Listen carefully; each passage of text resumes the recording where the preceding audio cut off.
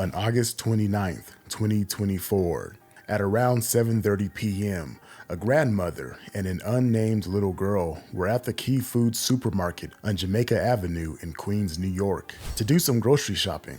It's a day like any other, pretty uneventful, nothing out of the ordinary, but something bad will happen. The two enter the store, but before they begin shopping, the grandmother has to use the restroom. She tells the little girl not to go anywhere, she'll be right back, and she enters the restroom. As soon as she leaves her granddaughter's side, something horrific happens. While waiting for her grandmother, 64-year-old Queens native Wayne Noel approaches the young girl.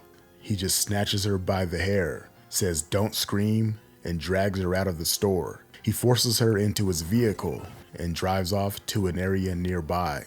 Now, he's just abducted a girl in plain sight from a grocery store. He's a sick, twisted monster. When they arrive at this location, he proceeds to full-on assault this young girl. But just when you thought no one was paying attention, a random stranger noticed what was going on and rushed towards the vehicle to help. This seemed to work, as their actions seemed to spook Wayne enough to cause him to flee from the location in his vehicle and let the little girl free, saving the little girl. However, this story doesn't end here. It gets much darker. You see, Wayne only fled from that location, but he didn't leave the greater area.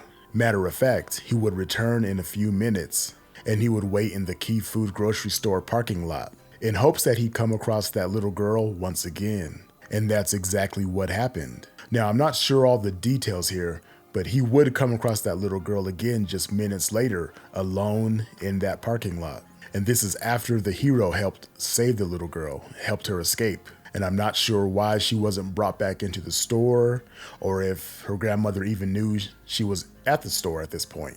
I do know that the police were not called at this time, but someone should have stayed with her to make sure that she got to her grandmother safely, just in case Wayne circled the block, as he just did. When Wayne spotted her, he would snatch her up again and drive back to that same area, and he would proceed to finish assaulting her in his car. This man was depraved. The fact that he was caught, he fled, and decided to come back to finish his horrible act, all within minutes. This forced the NYPD to deploy a major task force to hunt him down.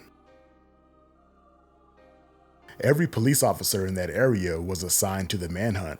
Wayne was tracked down in under 24 hours. The next day, at around 12:30 p.m., police officers would attempt to pull him over, but he refused to stop, of course. While trying to avoid police, he would wreck his car actually, T-boning a Jeep Cherokee on 90th Avenue and 212th Street, just about a half a mile from where he committed the crime. After the crash, Wayne was alive. He had a pulse, and shockingly, he was still breathing. However, he would later die in the hospital. The suspected child predator's demise happened in an instant. Police say Wayne Noel ran a stop sign and slammed his Honda Civic into a Jeep Friday afternoon. Investigators had been tailing his car in Queens Village, attempting to pull him over when they say he fled. The crash on 212th Street and 90th Avenue, killing the 64-year-old. The police officer was saying that guy, sir, show me your hand, show me your hand. He lay down in the street, and he wasn't responding anything, like he wasn't moving or anything. The woman he hit was not seriously hurt. The young girl's aunt would speak on her behalf, and she told reporters that the event continues to haunt her. Her niece can't get Wayne out of her head. The young girl continues to tell her family that she feels like she's in some kind of bad dream, but keeps snapping back to reality and realizes that this incident actually happened to her. She's been unable to eat. The entire family is in a state of shock. Even now, they can't believe that this happened. The little girl will tell her aunt that he walked up to her, grabbed her very tightly, and forced her into the car. And while they were leaving, she said she was trying to cause a scene and make a ruckus so someone would notice, but he would shout at her in her ear, telling her to shut up and be quiet. If you don't, I'll kill you. She was so scared, and that's the word that she used, that she was just so scared, she didn't know what to do. She told her aunt that she thinks he's still coming to kill her. She would tell her, this fool's already dead, he can't do nothing to you anymore. But she just still thinks he's coming because he stays on her mind. She's just extremely traumatized. According to neighbors, this type of crime is out of character for Wayne. You see, he had a lengthy rap sheet prior to the incident in August of 2024. Wayne Noel has 4 prior arrests. The most recent was in 2022 for a robbery in Queens Boulevard. He approached a female and attempted to grab her, forcefully took that victim into the vehicle and drove in the vehicle. Fortunately, that female was able to get out of the vehicle, and he also brandished a knife during that encounter. His other arrests were for criminal possession of stolen property in 2005, driving without a license in 1997, and burglary in 1994. When the news reached out to people who knew him, this is what they had to say about him. So they have the wrong guy? I think they do, yes. Why do you personally believe that? Because he was not like that, and he doesn't have no history of anything like that. I know him, of him through the laundromat. Every time I come to the laundromat, he happens to come in later in the weekend, like around Thursday, Friday, what time? Around this time, around 4:30, 5 o'clock in the afternoon. Okay, and you heard what happened, right? Yes, I did from other news media. Yes, I heard. I'm shocked. I didn't think this would happen in this type of neighborhood here. I know they have some mentally challenged in here, but I didn't think he would be like one of them. I thought he was a normal working gentleman because his attire was always neat. He's very tall, very slim, and he was quiet, to himself. He didn't say anything to anybody. He just did his laundry, went out. That's it. Didn't fold his clothes, didn't do anything, just wash, dry, went out. That's it. Do you have any follow-up? Yeah, sure. How long did he reside here in the building? Myself? No, that person, the suspect. Oh, that I don't know. See, I'm from the other side of the development, so I just come over here to do my laundry, and I go back home. As far as anyone else around here, I really don't communicate with the other tenants here. I'm a more quiet person. I deal with myself and in and out. But how long has he been coming to do clothes at the laundromat? So far since I've seen him, it was like 4 times within 2 months. 2 months. So Yeah. fairly recent. Yeah. I noticed he was new because I haven't seen him before, and when he started coming in, I said, "Oh, we have new tenants," and I just, okay, left it like that, and just watched him do his laundry, and that's it. So he's relatively quiet. And He was always quiet. He never said anything to anyone, regardless of making complaints about, can you take your clothes out the machine, or like some people would do. Never made a fuss, never did anything, just waited, used the other machines that were empty. When they finished, went into the dryer, took his clothes out of the dryer, didn't fold them, just put them all in a bag to take them inside his house and fold them up, which normal people, some people do here. so as a grandmother yourself, how's your reaction to something heinous this guy did? I'm appalled because I can't see this good-looking, tall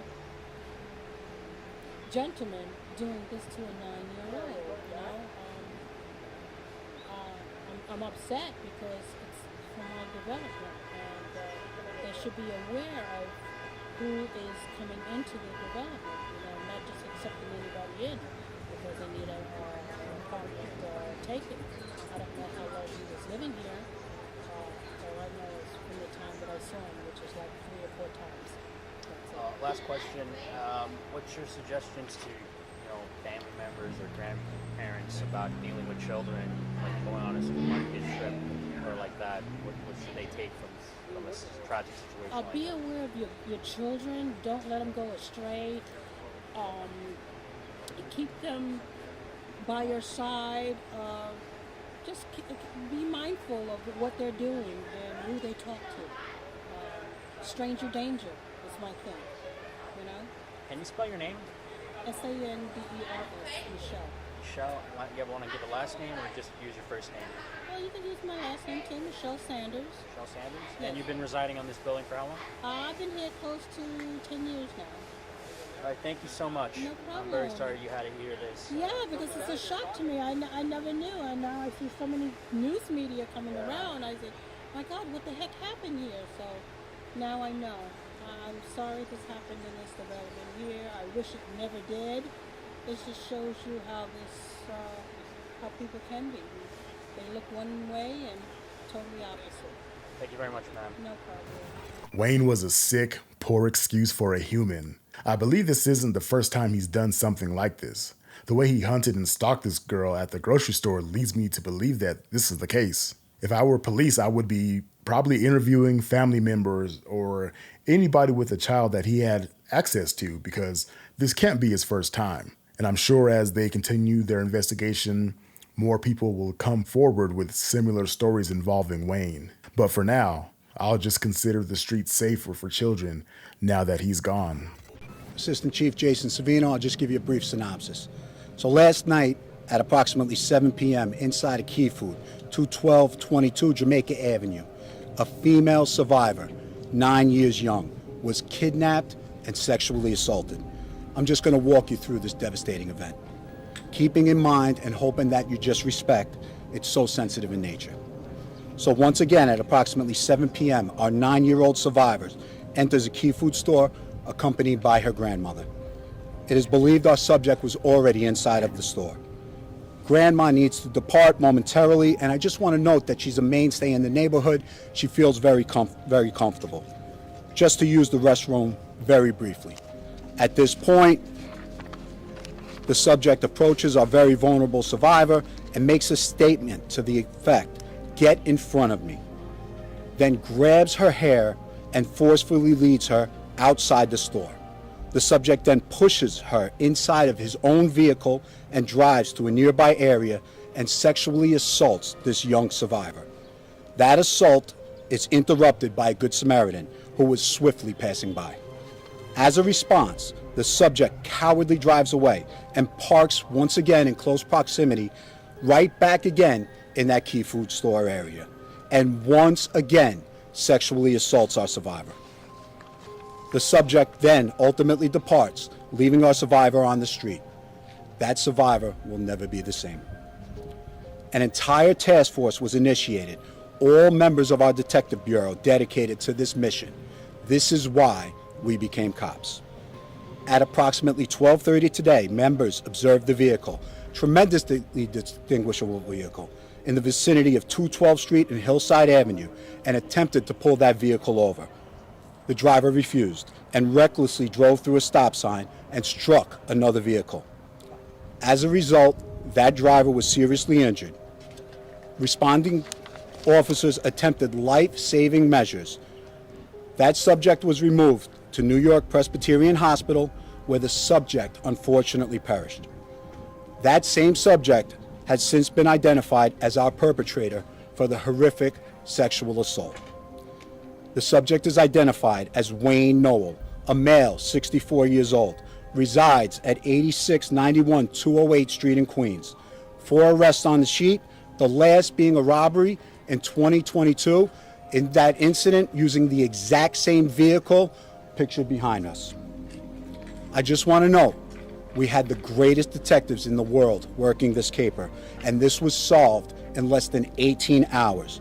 But more importantly, we gave just a little piece of dignity back to this young survivor.